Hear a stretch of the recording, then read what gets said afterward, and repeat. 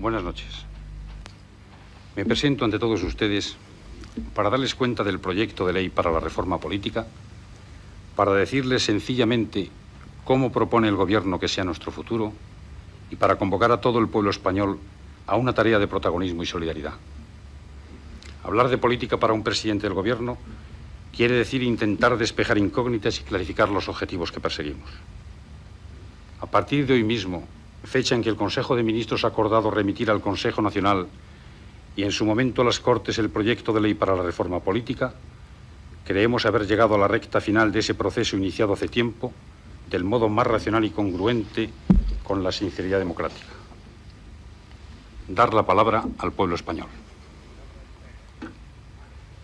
Pienso que la democracia debe ser obra de todos los ciudadanos y nunca obsequio, concesión o imposición cualquiera que sea el origen de esta. Por eso estamos convencidos que para su logro es preciso el concurso de cuantas fuerzas articulen el cuerpo nacional. Se trata de acomodar nuestros esquemas legales a la realidad del país. En consecuencia, hemos procurado examinar con toda objetividad las demandas políticas que se producen desde la ciudadanía y para ello hemos conectado con muchos de los grupos políticos más significativos que existen en España y que ofrecen alternativas estimables, sean de derecha, de centro o de izquierda, para escuchar con respeto sus puntos de vista. Pero la opinión pide hechos, y con hechos queremos responder. Ha llegado el momento de clarificar la situación política y el pueblo español debe legitimar con su voto a quienes, en virtud del nuevo pluralismo surgido en España, aspiran a ser sus intérpretes y representantes. Reconocido en la declaración programática del Gobierno el principio de que la soberanía nacional reside en el pueblo, hay que conseguir que el pueblo hable cuanto antes. Con ello hacemos realidad el deseo expresado por Su Majestad el Rey ante el nuevo Gobierno de pulsar y conocer en profundidad las aspiraciones del pueblo español y acertar a canalizarlas por cauces de autenticidad y normalidad. Y esto es lo que el Consejo de Ministros acaba de aprobar. El proyecto de ley para la reforma política. Es un proyecto sencillo y realista que trata de servir de cauce formal para que el pueblo pueda desempeñar el protagonismo que le corresponde. Trata de allanar los caminos para que sea posible, con el máximo consenso, acomodar las legalidades a las realidades nacionales. Evidentemente podíamos sentir la tentación de redactar una constitución completa y definitiva reguladora de todos los aspectos de la vida política. Pero hemos preferido, sin embargo, dar paso a la legitimidad real de los grupos y partidos por medio del voto. Con ello comenzamos a convertir en realidad lo que ya dije en otra ocasión: elevar a la categoría política de normal lo que a nivel de calle es simplemente normal. Quitarle dramatismo y ficción a la política por medio de unas elecciones. He dicho la palabra elecciones y efectivamente esta es la clave del proyecto.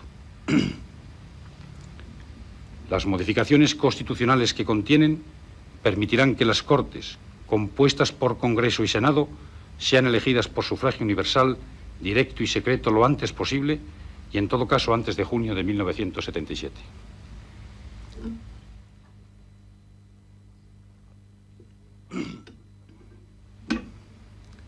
De esta forma, el pueblo participa en la construcción de su propio futuro, puesto que se manifiesta, elige a sus representantes y son estos los que toman decisiones sobre las cuestiones que afectan a la comunidad nacional. El proyecto consta de 5 artículos, 3 disposiciones transitorias y una final que le confiere rango de ley fundamental. Atribuye la iniciativa de cualquier revisión constitucional al Gobierno y al Congreso de Diputados y establece el procedimiento para su aplicación. Las disposiciones transitorias ensamblan las modificaciones constitucionales que se introducen en esta ley y que hacen referencia fundamentalmente a la composición de las Cortes con el resto de la legalidad vigente. Nos parece que cualquier otro planteamiento implicaría el debilitamiento del papel del pueblo, cuando no su marginación. La libre voluntad de los españoles correría el grave riesgo de ser sustituida por acuerdos a nivel de presuntas representaciones que solo pueden ser verificadas a través de las urnas. De esta manera, los grupos políticos que hoy se presentan con voluntad de protagonismo y que son significativos y respetables, pero que carecen de mandato popular, comenzarán a ser representativos del pueblo. Con este proyecto de ley, la reforma de las leyes fundamentales es importante aunque solo afecte a una parte de las mismas, y arranca de la legalidad fundamental vigente, llevándose a cabo a través de los procedimientos previstos. El Gobierno está convencido de que las instituciones comprenderán la necesidad de esta reforma y respaldarán la apelación directa al pueblo al que estas mismas instituciones se deben y sirven.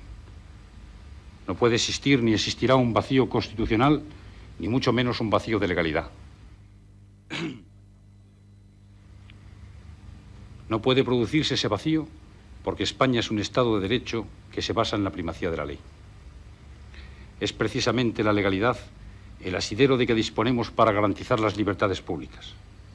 La ausencia de normas lleva al arbitrismo y puede conducir a la anarquía. El proyecto de ley que les anuncio no se pretende hacer borrón y cuenta nueva. Se modifican aspectos concretos para hacer viable el propósito de la Corona de que el pueblo español sea el dueño de sus destinos. Cuando este pueblo haga oír su voz, se podrán resolver otros grandes problemas políticos con la autoridad que da la representatividad electoral. Entonces se podrán abordar con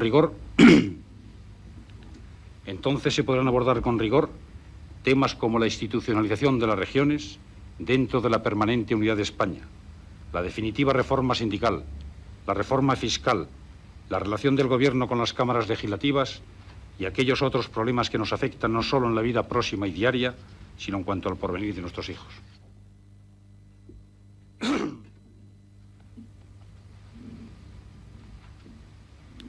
El Gobierno que presido no se plantea la vida política como un simple y posiblemente demagógico relevo de clases dirigentes.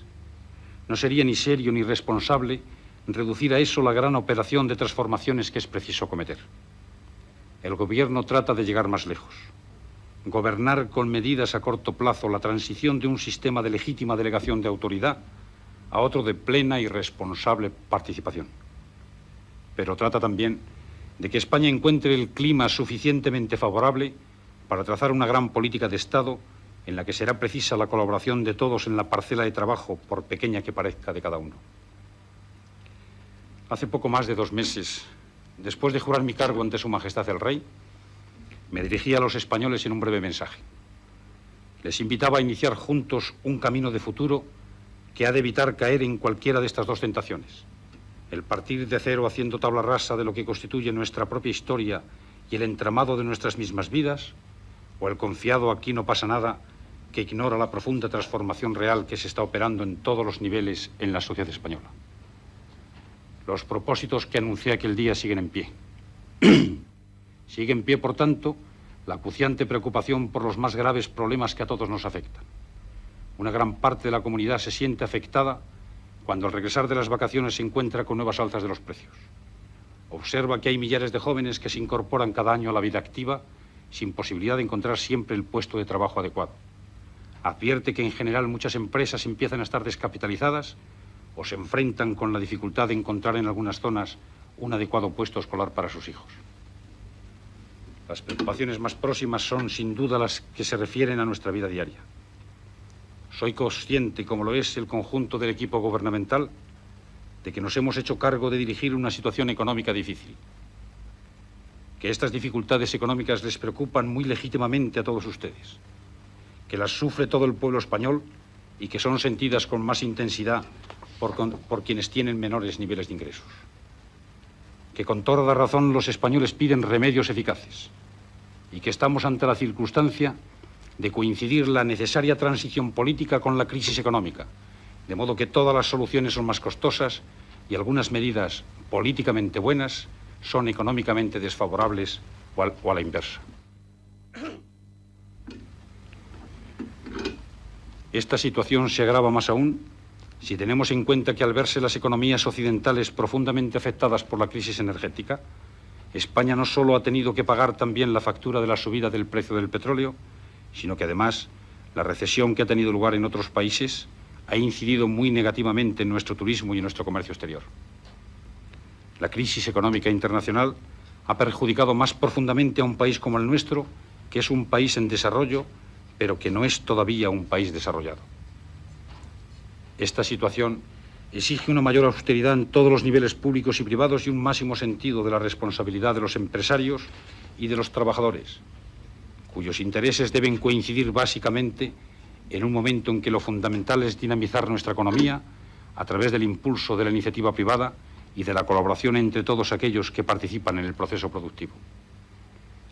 Reconozcamos que todos los problemas que tiene España, como cualquier país en desarrollo, ni pueden resolverse de golpe, ni el Gobierno dispone de una fórmula mágica capaz de solucionarlos en el acto. Al Gobierno le habría gustado conducir la transición política en una situación económica como la que disfrutamos hace varios años, en plena expansión nacional e internacional.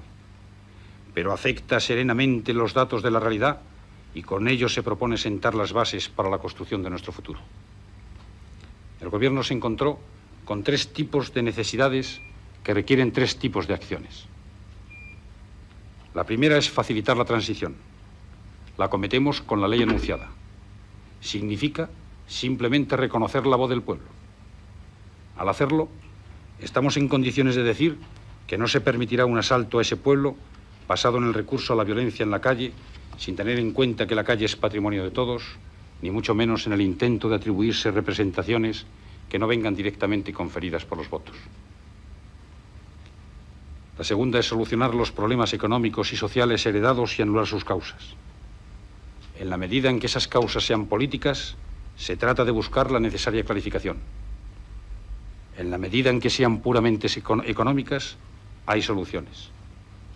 Por ello, el Gobierno ha adoptado un conjunto escalonado de medidas a corto plazo para corregir de inmediato las más acuciantes desequilibrios económicos y sociales. Con las adoptadas y con otras más que en breve el Gobierno explicará, habremos sentado las bases imprescindibles para acometer una proclamación económica de largo alcance.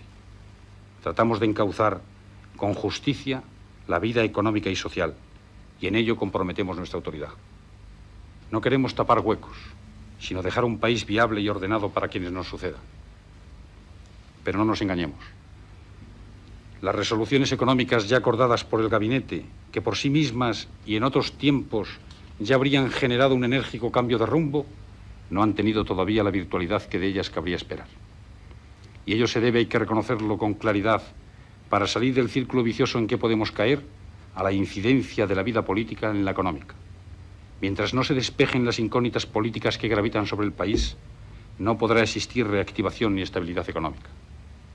He aquí un punto más que nos demuestra la interrelación de los procesos económicos y políticos y una trascendental razón añadida por la cual, al mismo tiempo que reordenamos la economía, tenemos que acometer con toda claridad, rapidez y firmeza la importante operación de nuestra reforma política. Nuestro compromiso es que la estabilidad alcanzada no se deteriore, que los niveles de renta y de seguridad y bienestar social no sufran merma, que se mantenga el poder adquisitivo de las rentas salariales, que se respeten la iniciativa y la empresa privada y se reconozca su eficacia y su contribución a la expansión económica y social. Pero si son precisos sacrificios, tengan la seguridad de que serán los indispensables. Y algo más, que debe ser el conjunto de la comunidad nacional la que los supere con sentido de justicia y solidaridad para que sean compartidos por todos los sectores sociales. La tercera es que cuando la España de la monarquía comienza a rendir sus frutos, las tareas de la reforma no harán que se olviden nuestros objetivos como nación. Vamos a comenzar un gran debate nacional sobre nuestro futuro. De él se derivará la claridad que necesitamos para poder elegir con rigor y garantías.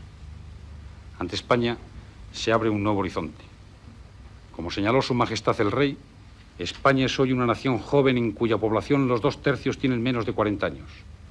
Ningún obstáculo se opondrá a que nuestra comunidad española siga adelante, trabajando por la creación de una sociedad cada vez más próspera, más justa y más auténticamente libre.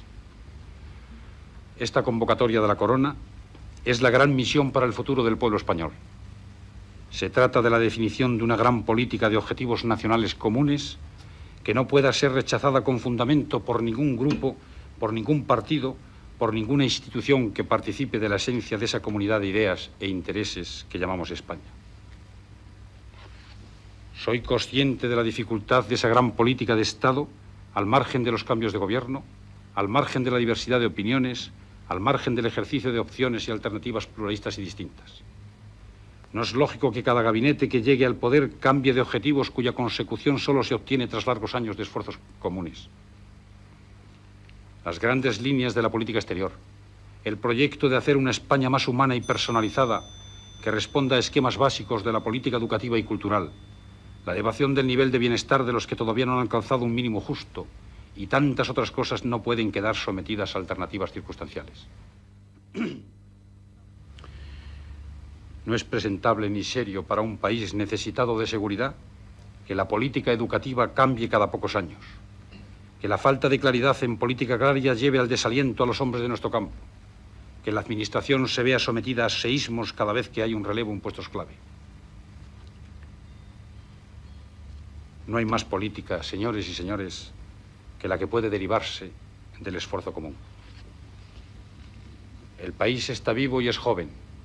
Esa vitalidad y esa juventud son, que duda cabe, conflictivas, pero son una fuente de riqueza que hay que aprovechar y canalizar.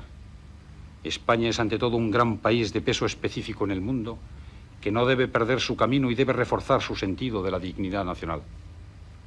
Por eso hoy, que es un día más en la política española, quiero dirigirme a todas las mujeres y hombres de España. Quiero, en nombre del Gobierno, invitarles a todos a un acuerdo básico. Anteponer en el tiempo que dure la construcción de nuestro horizonte los intereses generales a los particulares. Quiero invitarles a una coincidencia en nuestro futuro nacional, montado sobre la base de la variedad de alternativas que ustedes mismos elegirán. Tenemos la convicción de que es posible un gran acuerdo para la democracia, para la paz, para encontrar definitivamente unas bases sólidas cimentadas en la aceptación de los verdaderos intereses nacionales para nuestra convivencia y nuestra grandeza como nación. Desde este compromiso podemos aspirar a los grandes objetivos nacionales.